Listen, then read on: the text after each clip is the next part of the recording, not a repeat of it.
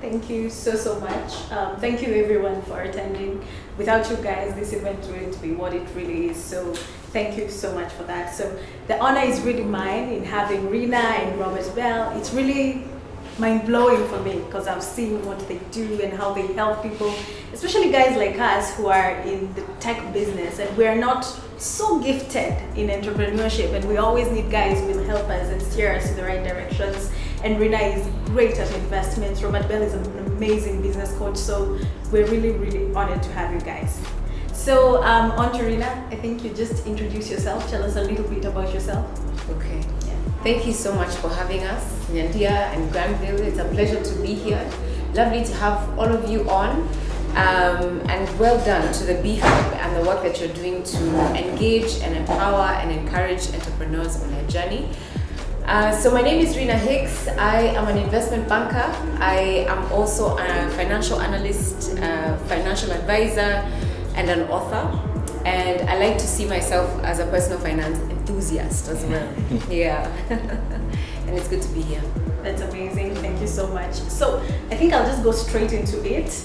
My first question is related to just being in Nairobi in general. In a generation where social approval is everything, is it possible for one to still maintain social status without breaking bank? Well, social status is something that we all desire. Even if you're not aware about it, we all want to be recognized, we all want to be referred to, we all want to be respected. And truly at the bottom of it all is a desire to be worthy, to have self-worth. And when I look at self-worth and money, it's not necessarily related. You can have a lot of money and not have self-worth. So the question then is, how can you feel worthy to be where you are today, to be able to achieve what it is that you have achieved, to be able to speak in the environment that you are and add value. So it's about adding value and people considering you a person of value. And I think that will give you more status than a car or a house or shoes or clothes. And so I think it's what we place our value on. And if you can then look for things that can give you value that are more sustainable and will keep you running for a longer time, as opposed to seeing items as a thing that will give you that self-worth, then you will do better. So for me, in my personal opinion, I don't see the two as related, money and self-worth. Well, the truth, however, is that money represents our deepest personal needs. Our need for self-worth, our need for independence, our need for power, our need for status, our need for independence, happiness. So people place different value on money. And I think it's a mistake to then see money as only giving you independence or as only giving you, self-worth.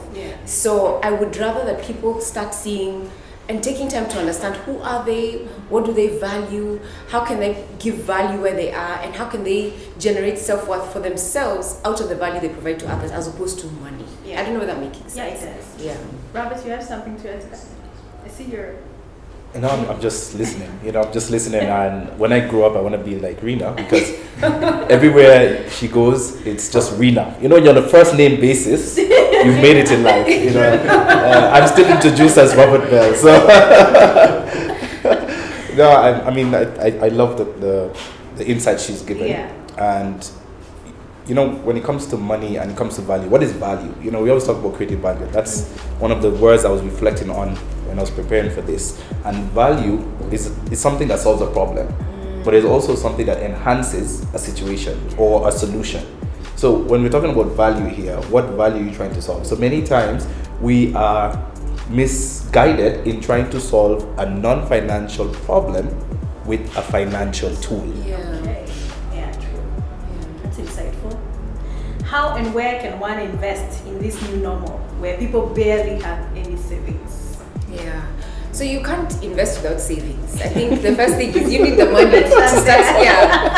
So let's start there. I think a good place to start if somebody has no money, has not been saving, has no investments, is to start by putting a little bit of money aside. If you can just say that every time I receive money, whether that money is a gift, whether that money is income, putting aside at least 10% of what you earn. And 10% is very little. Yeah. At a minimum, you just sort of say, I'm going to put aside 10% of what I earn, and you can invest it in a money market fund, for example, to accumulate it. And what you would then do is, as the money then grows, then you're able to take more risks and look for different opportunities that you can take advantage of. In a season that, such as the one that we've been in, it's important for people to increase what I call their safety net or the emergency fund, because we don't know how long our current income will go on for. We don't know whether business is going to continue to thrive or whether you'll be disrupted. And so the first place to start is start putting money aside, even for your business, particularly for those who are in business at the moment. You need to put aside money that you're earning from your business as cash reserves, and to build your reserves so that you have, what we call runway for a longer period of time. So that if your income or revenue sources dry up, then you have money that can carry you for another 3 or 6 months. So for your personal finances as well as for your business finances. Now, to the second part of your question in terms of where can you invest, it depends. It depends on your current personal circumstances. It depends on how much wealth you currently have, how many other assets you have, your responsibilities. So I can't give a blanket answer. However, you can start with basic things. Let's start with putting money aside. Let's put money in a money market fund that you can have access to when you have an emergency. Another place that people can consider investing in, to be honest, is the stock market. Slowly, however, over the next year or two, we're likely to go into a bit of a slowdown as we go into a politically heated environment. But that also gives us opportunities that we can consider, particularly in companies that are well run, that are not likely to be affected much or significantly by a slowdown in the economy. Because, like banks, for example, will continue to do well, whatever happens. They will do well, maybe not as well, perhaps not grow as fast. But when the economy picks up, eventually they'll do very well. So in the meantime, you can start picking up some of those stocks. And then now we have tech companies that are available. We have cryptos, and most of you who are tech geeks know exactly which ones to consider. And it's to start investing slowly, and a certain amount of money that even if you lost, you will not panic. But the key thing I must say is, as you think about investment options, goals are the first thing you need to think about. What really, at the end of the day, what do I want to achieve? What are my goals? Do I have a safety net in place or an emergency fund in place? Where can I put that money for my emergencies? And then I also want to be able to have money growing. And then there's that money I want to take a bit more risk with. And so you divide your savings in such a way that you can take a little bit of risk, and another one where you can't take any risk, and so you split your money in that way. And we can go into the specific investment options later because there's so many different kinds. But it's important to invest and not to sort of just say, let me just live for today because I don't know what's going to happen tomorrow. That's very interesting. For you guys who might not know what money market funds are, I know CBK currently is having an auction on bonds and things like that. Maybe you have videos on that? Sure.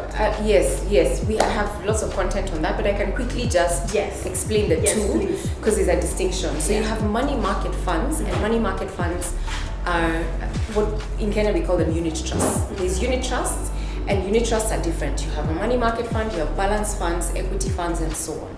But the money market fund is where companies such as insurance companies and asset management companies pool funds together from different people, from retail investors, from institution pension funds, and they pool all this money together and invest it in safe, liquid investment opportunities. So they don't risk the money too much. They'll put it in deposits with banks. They'll invest with treasury bills, which are instruments that the government uses to borrow money from the public. And then they'll also invest in short-term instruments we call commercial paper that companies use to borrow money short-term. So 3 months, 6 months, and so on. And so they're safe, liquid investment opportunities. Liquid means when you want your money, within a week you can get your money back. And then the government borrows money from the public. So when you're referring to the auction that recently happened, yesterday actually, from the central bank issued an infrastructure bond where they are looking to borrow money from the public to invest in infrastructure. So they said, we want money for 21 years, we will invest that money in infrastructure, and we promise to pay you back that money after 21 years, and we'll pay interest every 6 months during that tenor or during that period. And so you can invest a minimum of 100,000 shillings, and then every year, every 6 months, you receive interest. So the average interest came at 12.73%. So which is good. So every year you get 12.73% from the government. And that's what the treasury bonds are. So guys from the BHAB, they had asked this question a lot because they are young and they don't know what to do. The good thing about techies have suddenly started making a lot more money in Kenya right now. So you guys who are looking for ways to hide your money, that's a good way. I mean, getting in is 100 G's. I think you can somehow pull 100 G's, hack somewhere, make it happen. So statistics dictate that Kenya's saving rate is 12%, pretty low. How can we improve our saving culture as Kenyans? That statistic even sounds high. To be honest, I think it's more like 5. It sounds really high. The reality is sad. I was looking at a statistic the other day, and it was showing that only 15% of the Kenyan adult population, 1/5, have a pension account. A pension account are savings accounts that we set up with insurance companies or pension funds that then enable us to retire comfortably because you get a pension at the end of the day. So it's one of the ways we can save for retirement. But only 15% of the Kenyan adult population has one. And out of that, about 80% have less than a million shillings saved. Which means when you retire, you get only 1 million shillings to keep you for 20 years, maybe even 30 years. Which is very sad. In fact, a statistic that came from the Retirement Benefits Authority showed that 8 out of 10 Kenyans are retiring poor, unable to sustain the standard of living they had before, and having to rely on their family to meet their day-to-day needs. So what do we need to do? I think one of the things we need to do is just face the reality that we're going to retire. We need to stop this thing of investing immediately for immediate needs. I need school fees next term and that's my focus. Or I need to move house in 6 months and that's my focus. And I only think about the next 6 months, the next 1 year. We need to think 30 years from today. We need to think 20 years from today. Because when you don't do that, then you don't plan. So even thinking about goals, people don't think about what they want. We don't project into the future and think, okay, where do I want to live when I'm 65 or when I'm 50? What kind of school do I want my children to go to in university? How much do I think I will spend then? Or how much will education cost me? How much will all the different desires that I have, how much will they cost me? And therefore, what do I need to start doing to plan for that now? So the failure to think through the future is what causes us to just live for today. And so you find that a lot of people are, I remember something that just popped into my mind. I remember speaking at a certain, I was training a group of people from a certain bank. And before the training, I sat with the HR person. And they said, the problem we have here is, yes, we're a bank, but a challenge we have is Shylocks coming to us, asking us to pay them because the banker who borrowed is not paying them the money. And you see, bankers have access to debt at a discounted price. And yet they've maxed that out and have gone and borrowed from a Shylock. And what then happens is these guys actually end up borrowing ahead of a bonus that is coming. So you're already living in such a way that you're eating into your future income. So when you live that way, what happens when you retire? You finish your work, you retire, and then you end up spending the next 10 years paying off a mortgage, for example. And then what? What happens when you're 70? The reality is we have about 40 years to work, save money, to then finance 30 years of our lives where you will not have an income. And we're not thinking about that now. Now you're able-bodied, you have energy, you have resources, you have networks. We need to take full advantage of that opportunity so that at the time when we can't work and are tired or unwell, then we're able to do well at that point in time, give back and live a purposeful life, as opposed to now trying to figure out where do I get food, how do I pay for electricity, and those sorts of things. So in a nutshell, you need to save. You need to plan and have goals and think about your future, okay? And you cannot avoid investing. You must invest and you must think about your future. And the other thing is also think about healthcare. Right now you may be employed or you're in business, your business is paying for what do you call it, your medical cover. What happens when you're 65 and 70? How is medical cover going to be taken care of? Those are things we have to continually be thinking and planning about. That's important, because I think even the reason why it's also very low is that a lot of private companies don't offer pensions, they don't offer health insurance. It's a problem. Yeah, I don't know what we'll do about that. Now that you've mentioned mortgages, there is a perception that we have that only 10% of what you're earning should go to your rent. In Did you say 10%? Yeah, it was, I think for me it was the first advice I ever got when I got my first paycheck. They were like 10% should go there. That was like 10% is like 4K. Where am I living in Nairobi that is 4K a month? This does not even make any sense. What do you think is sensible? Because also we have a culture where we want to live nice. We all want to live on Kiambu Road or Kileleshwa and all that. But in truth, probably 90% of your pay is the rent there. How can we do that? And do you think mortgages are safe in Kenya as is? 10% is low. Yeah. I don't know if it's practical, to be honest. Yeah. I think more like 30% would be a number that is more reasonable. Yeah. I don't know what you think. Yeah, 30% is 10% is quite low. Yeah. In fact, we need inflation. Yeah, I think 10% is unrealistic. So I'd say about 30%. So your question about mortgages, sorry, I didn't quite understand it. The current, from my research, because I've been looking into mortgages and things like that, the interest is crazy in Kenya currently. Do you think it's worth it, or is it that maybe we should shop around a little in regards to who is going to give you the mortgage? Or do you think we should just resign to buying land and building?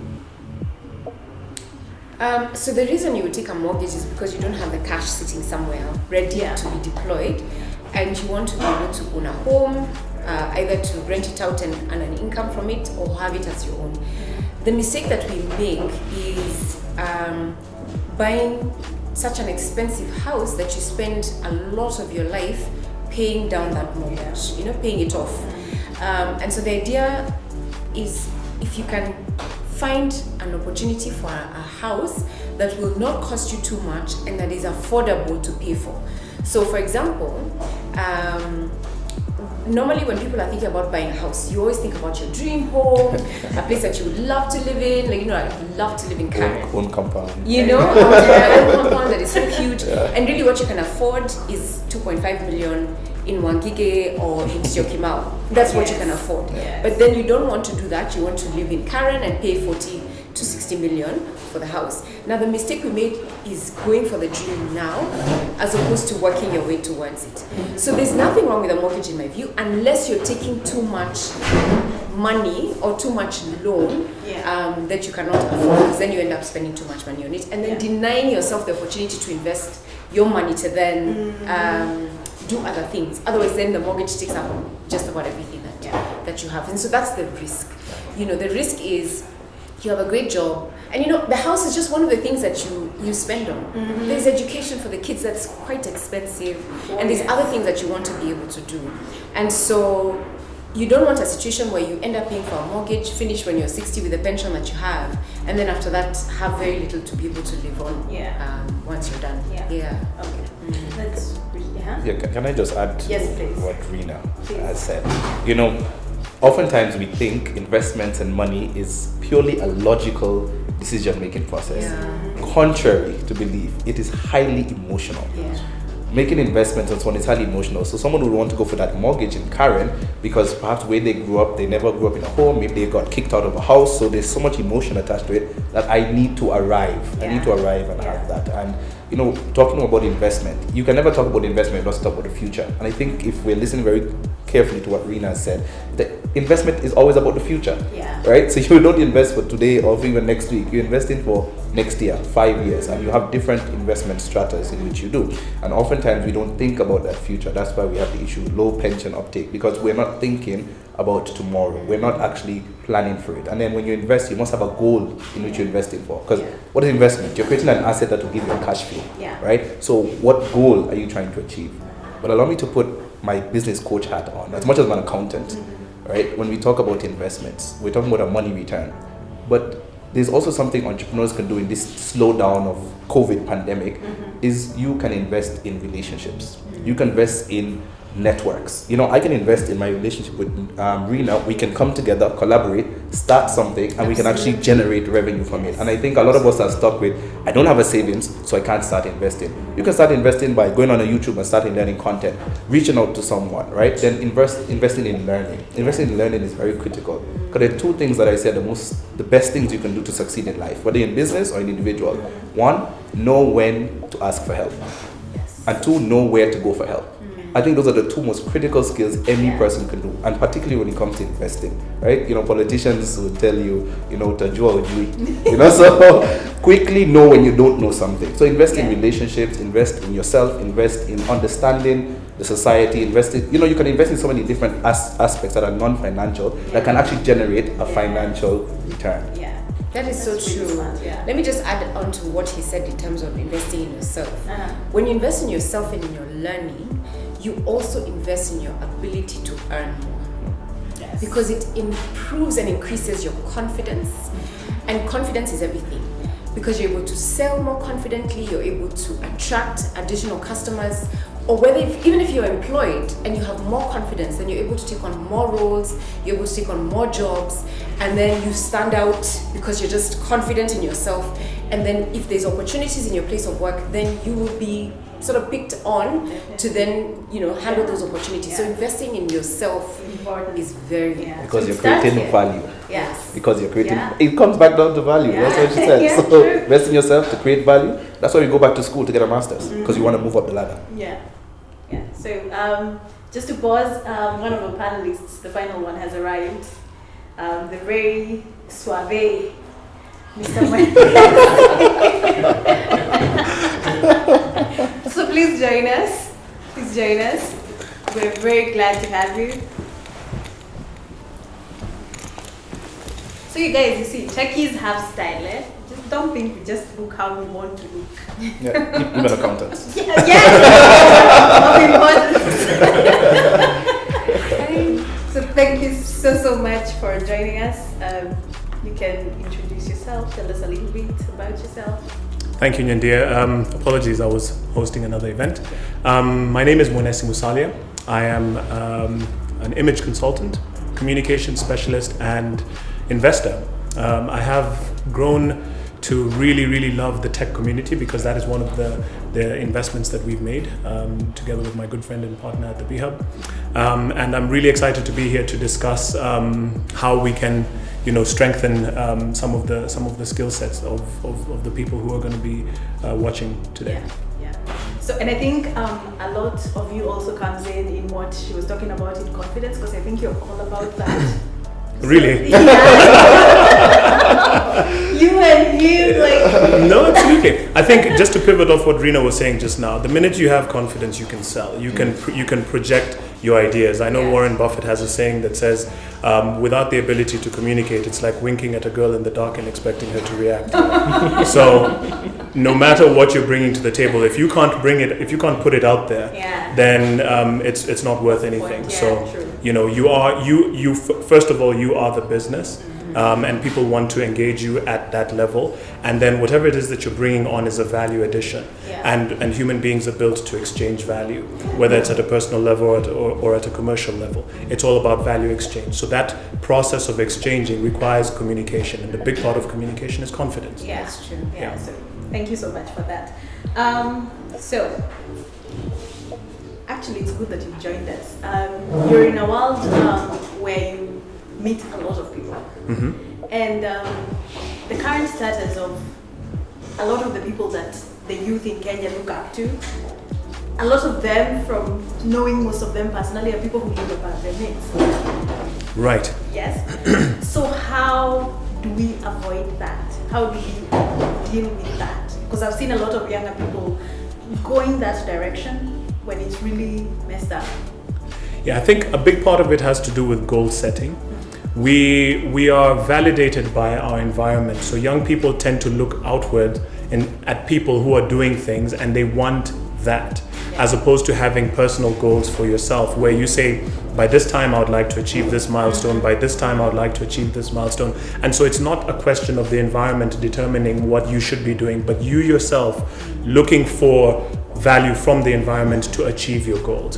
And so for anybody who's living beyond their means and who sees, Rena's doing well and India's doing well, they can use that as an inspiration. I encourage people to look at that as an inspiration and to take cues from the environment rather than letting it determine your outcome.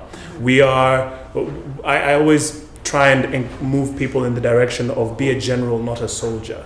A soldier is at the mercy of taking instructions. They are the ones who will, or it's the economy, or it's my boss, or it's this person. It's always someone else's problem, and it's always someone else's responsibility, rather than being the general and being in charge of your own outcomes. But being a general is easier said than done, and that's why nobody wants to do it. It's hard work, right? You have to rise above your circumstance. Most people accept their circumstance and say, well, what do you want me to do? It's Corona. What do you want me to do? I don't have this, I don't have that. But a general is able to rise above and can see the whole landscape. They have a bird's eye view of what their life should look like. So by 5 years from now, 10 years from now, 15 years from now, I would like to achieve these things. So whether I have it now, that's not the problem. The issue is, can I put in place things and structures and exchange value within my environment to achieve those things 5-10 years from now? So if you're trying to if you want immediate gratification now, which is the Bonyezo Ushinde type of mentality where everything, the microwave, press it, it's hot, press this, and you guys techies, bless you all for making life extremely easy and gratifying. We've become a generation that wants everything now, as opposed to appreciating that there's a journey. The cake is not going to bake itself. You have to get the ingredients, you have to get the oven, there's stuff that you have to put together. And putting that stuff together to be able to enjoy the cake, as opposed to seeing the cake and saying, well, I'll buy this on credit because I want it now. I think that's a lack of perspective, which maybe young people need to maybe take a step back. Discipline. Yeah, for sure. The minute you have an idea of what you want to accomplish, and you know that because this cake is not going to bake itself, and I really want this cake, I will do everything that I can to get it. And I think we have, because of the immediate gratification society that we're living in now, people have created their likes. Have made their likes needs and not the other way around. Instead of separating the things that they like and the things that they want and the things that they need, they really like something, but they're not willing to put the effort of a need into that like. So I really like this bag, I don't want to put the effort that, when it's a need, you do everything, you drop everything, you move, you put energy and effort into achieving that thing. But when you like it, you're not going to attach the same effort. And because life has become easy, you get credit cards, you get this, you get that. So you take the shortcut. You take the short way to getting the thing that you like. But choices have consequences. For every debit, there's a credit. Amen. That was for you, buddy. Thank you. That was for you. Let me add to that. When you look at every successful person, they have a deep and compelling reason. They have a big why that they push, deny themselves, deny from enjoying today so that they can achieve what it is that they want. Nobody gets to where they want to go by just sort of, enjoying and chilling and being at the coast every week. It doesn't work that way. It doesn't. So the first place to begin is to understand, what's my big why? Nyandia, today, if the doctor told you that if you don't stop eating wheat, in 6 months you'll be dead. Excuse me, you will not struggle, avoiding wheat. You know what I mean? Because you have a big why. I want to live, and for me to live, I have to avoid eating wheat. And so you have to then do some internal work. Who am I? What do I uphold as my core values? What are those things that are important to me? Not important to George or to Kamau. It's me.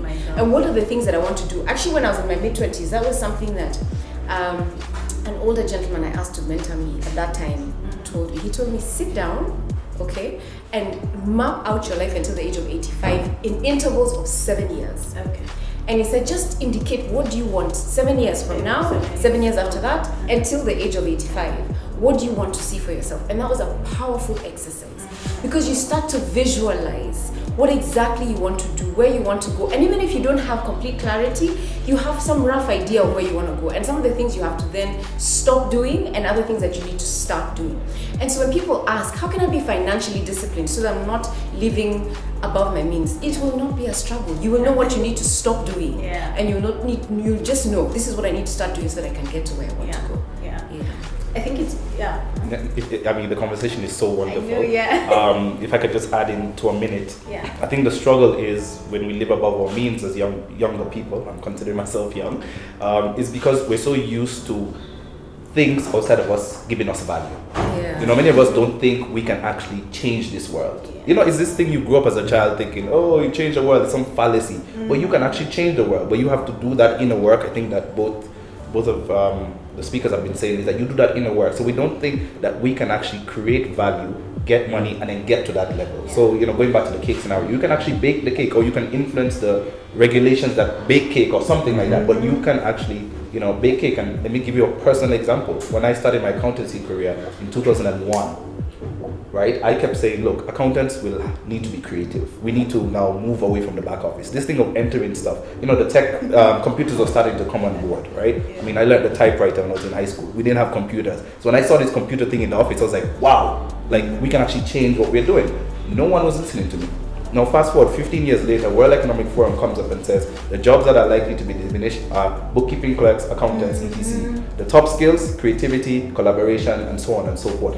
I knew that before, but of course I kind of silenced it. So that has given me power to realize that every single one of us, you have to dream. You have to dream and you have to be able to pursue that dream. When you pursue that dream, as Rena said, then you won't struggle with being financially disciplined because you're so clear that I want to bring what's inside of me into reality. Yeah.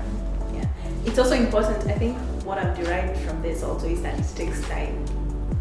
It's gonna take a minute, but you're gonna get there.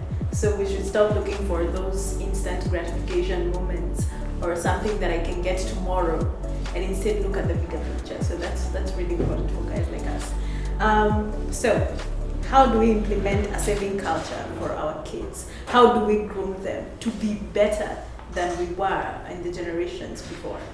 Yeah. I think 4 things. 1, children need to learn the value of work. Because work gives you dignity and work gives you money. Money doesn't just come. Yeah, we need to work. And kids need to understand the correlation between working and earning. But working also gives you dignity.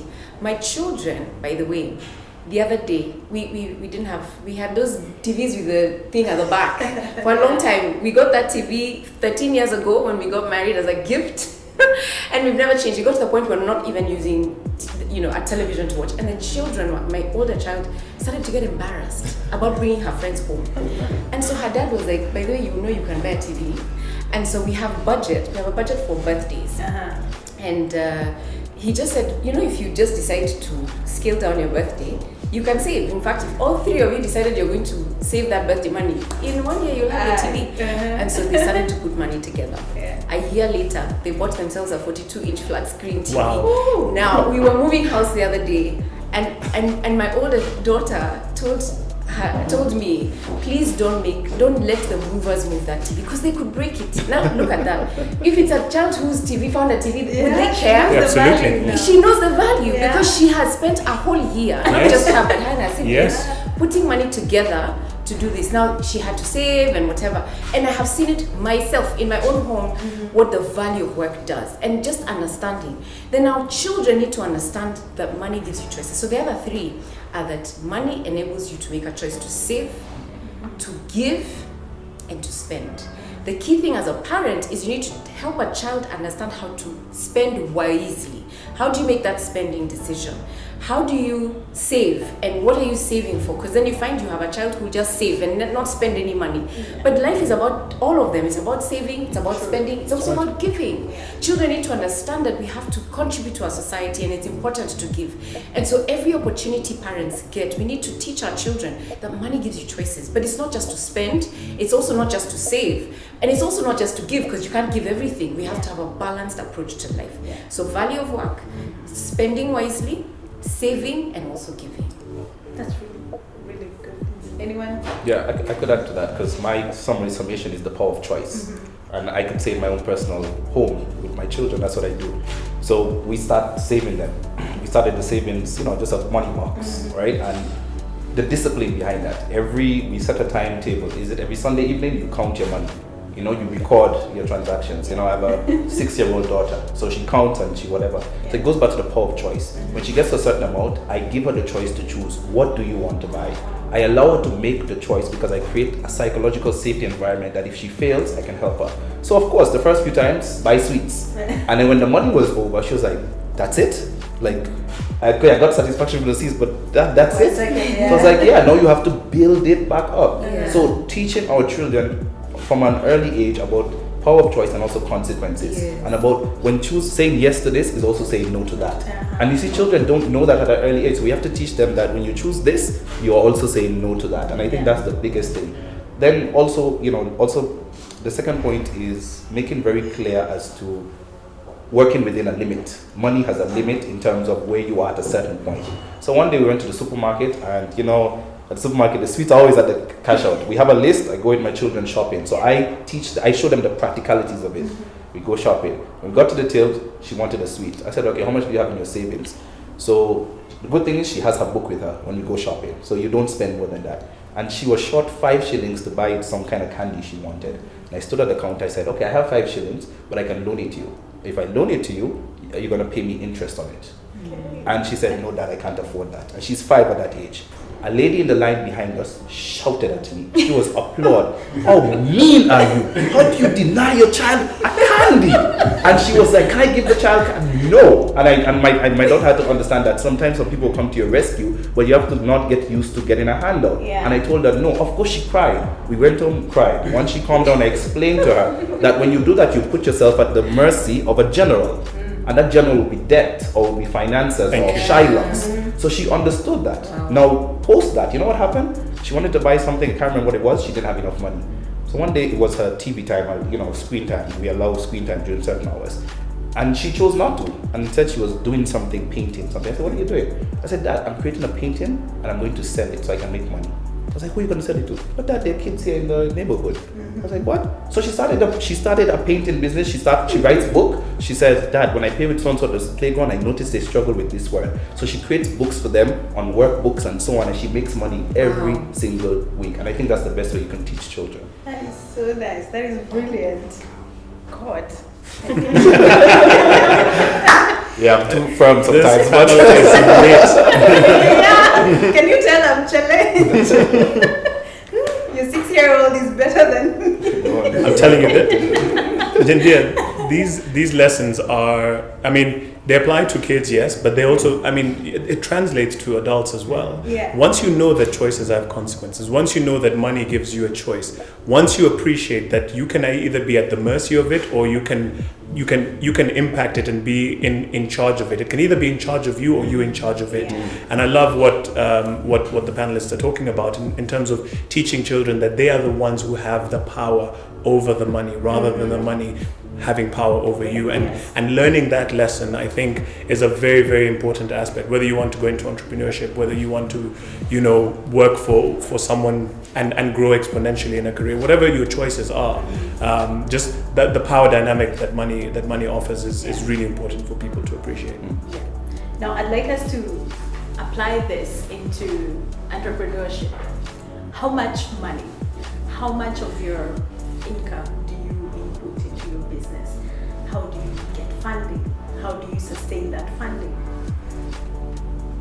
So many questions. I have so many responses to that. Which is the first one? Can I attempt to just put a platform? Yeah. one thing that I learned because we've this year especially has been probably one of the most challenging and gratifying years of my life, not just because of COVID, but because we decided to take a huge leap of I call it a leap of faith, but it's a calculated leap because it's not like we're just going like this. we know what we want to accomplish. So we've put in pretty much our entire life savings into trying to create something. But I realized that an entrepreneur and an investor are two different people. Yes. An entrepreneur is all about taking the risks and going where no one has gone because they're convinced in their mind that this thing will work, this is good, this will have impact, this will create a product, this will produce something, it will create value.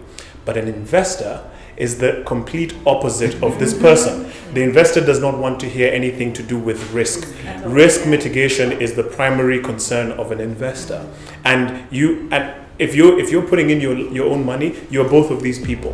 So you've got this dual conflict of, okay, I know that this can work and I'm gung-ho, I will sacrifice, I will eat Indomie noodles for the rest of my life, I'll get constipated, it doesn't matter, I will survive, but I know what I want to accomplish. And on this other hand, it's like, listen, you will die, like you will stop breathing, like, so please don't be reckless, don't do this. And you've got these voices in your head, and now if you are fortunate enough to create an opportunity where you get external investment or external partners who are willing to back you financially, they're not looking at the hope and the dream and all the nice things that you can see it as an entrepreneur, you can see all the bells and whistles and the magic, but the investor just wants to know, how is risk being mitigated and when am I going to get my money back with profit? That's all I want to know. Or when am I going to exit? Or whatever level they're at. Yeah. And so whatever story you're telling, that's your story in your head as an entrepreneur. Yeah. And the marriage between these two people, that is it. I mean, you can bootstrap. You can go and eat what you kill as you go along. But then there are businesses that need an ecosystem built before it can start making any returns. And how much patience do you have as an entrepreneur? How determined are you to see that milestone through? And how much patience will your investor have to wait for their return? And this goes to the point that he was making. If you can't speak to people, if you can't relate to both your team who will have delayed salaries, if you can't relate to your investors who will have delayed expectations, if you can't relate to the customer that you're trying to give this product to, and you can't communicate across these three stakeholders, you will struggle. It's for sure you will. So that's that. I just wanted to put that out there because I'm living it. And I'd like Frida to hop into this conversation. Because Frida is big on investments and entrepreneurs and things like that. And there's something that Frida always says. She says the only fun in your business is your mother. But for them, they need to hit you with the reality of it. So I don't know if Frida would like to jump into it for us. Well, what a question. I always, and I think we discussed this also in the last session, you do something that you believe in. So for me as an entrepreneur, if I really believe, in ZD Circle and ZD Circle is going to succeed, I think I mean, there's no cap on how much I can invest really. But I think the first investment is you, the entrepreneur. Investing really a lot of time, which costs money. Sometimes people think you need to have, millions or hundreds of thousands to start a business.